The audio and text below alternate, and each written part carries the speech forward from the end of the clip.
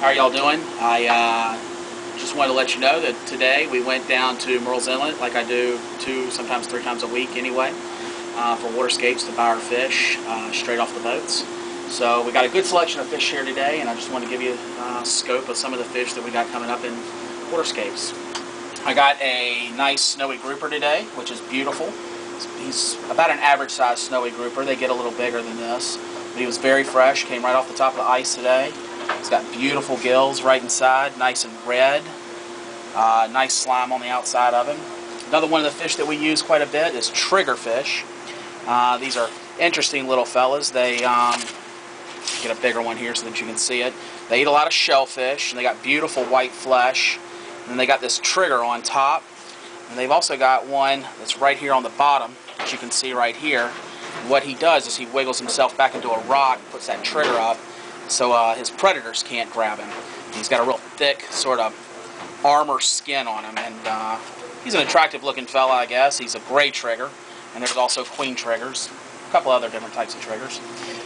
These are grunts, black grunts, or sometimes I call them black snapper, because they're in the snapper family, and they look just kind of like a hogfish.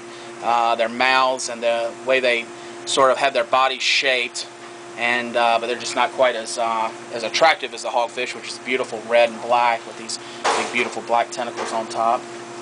Right here on the end, we've got some black sea bass, and right now, this is February 3rd, when I got these fish.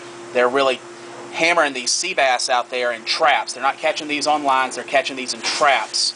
And they go out for 2 days, and they set their traps, and they pull their traps maybe 2 or 3 times, and they bring in these sea bass, which is very popular right now. It's got a beautiful white, very great flesh, and really tastes wonderful, and I love them. But what's interesting about the sea bass this time of year, and catching these in the trap, is that they have the opportunity to catch some octopus also. And it's rare that we would have fresh octopus here in South Carolina coming in from Murrells Inlet. But it's such a treat, because if you haven't had fresh octopus, you don't know what you're missing. It's phenomenal. So we got some whole fresh octopus right here, and what we'll do is we'll clean it, and then I'll probably poach it for 2.5 hours or so, really slow, and then we'll grill it on our grill. It's just really, really dynamite.